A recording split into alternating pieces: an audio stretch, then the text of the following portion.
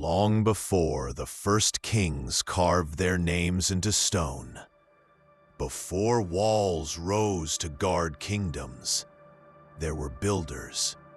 Not kings, not emperors, just humans whose names are lost in the dust of time. Yet what they built still stands. Silent, immortal, defying time itself. We walk among their works and call them ruins, but to them, they were declarations, monuments to memory, to meaning, to the idea that a human life could echo beyond a single lifetime. Who were they?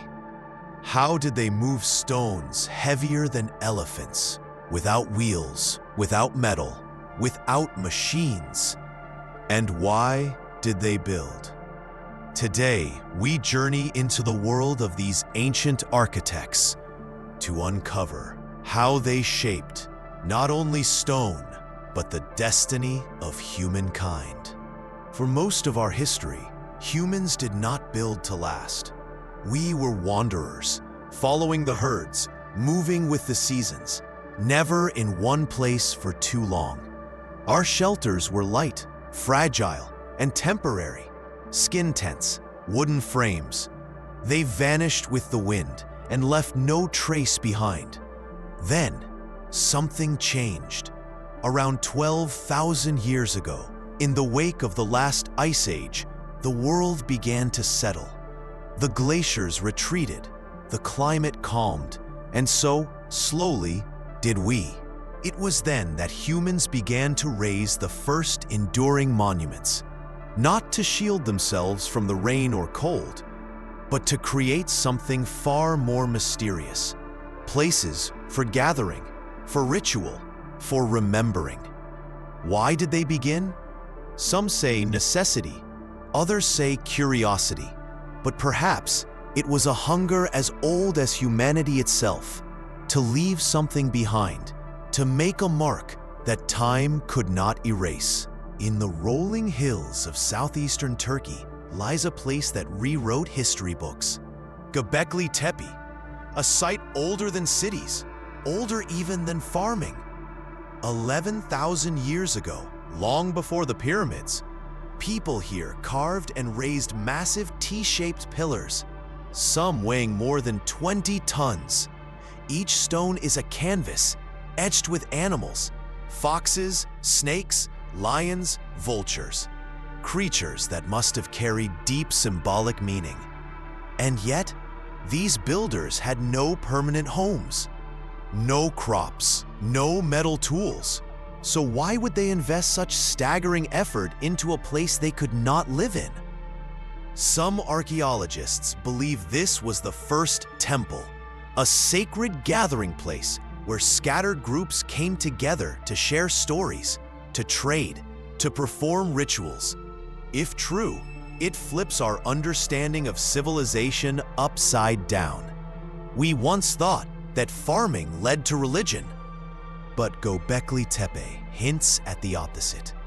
That shared belief, expressed in stone, may have united people first and only later led them to settle down and farm.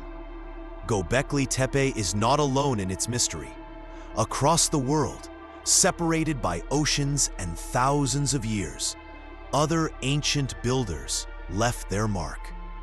In the Egyptian desert lies Nabta Playa, a ring of stones older than Stonehenge, aligned with the rising sun on the summer solstice.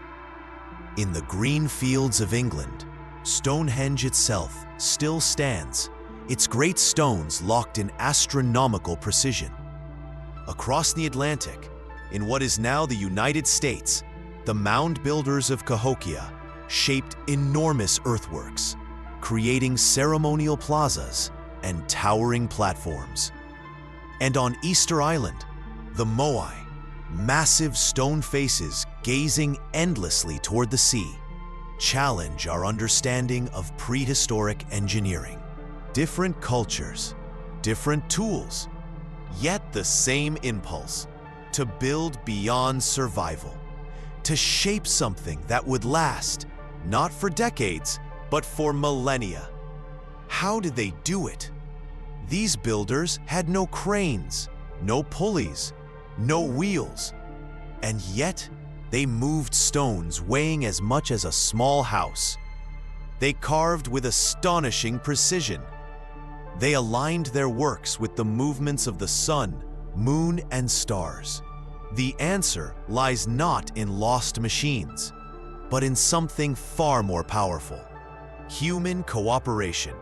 To raise a single standing stone could take hundreds of people, working in unison for months. They used ropes of twisted fiber, wooden sledges dragged over greased tracks, levers fashioned from tree trunks. Every person had a role: pulling, lifting, guiding. Every heartbeat synchronized to the rhythm of the work. It was slow. It was dangerous. But when the last stone locked into place, the monument was more than stone. It was proof that humans could imagine something bigger than themselves and make it real. These ancient architects were not just building walls and pillars. They were building something invisible: the bonds between people. To work together on such a scale, you need trust. You need leaders. You need a vision everyone believes in. And once you've built something that will outlive you, you've built the idea of a future. That's the true legacy of the unknown builders. Not just the stones they left behind, but the way they taught us to dream together, to plan together, to create together. From the first stone circle to the first city wall, the story is the same. The stones still stand, the names are lost, but beneath our feet, in fields, deserts, and jungles, more are waiting. Older, stranger, and perhaps carrying secrets that could change everything we think we know about the human story. One day, we may meet the builders again, not in life, but in the whispers their stones still hold.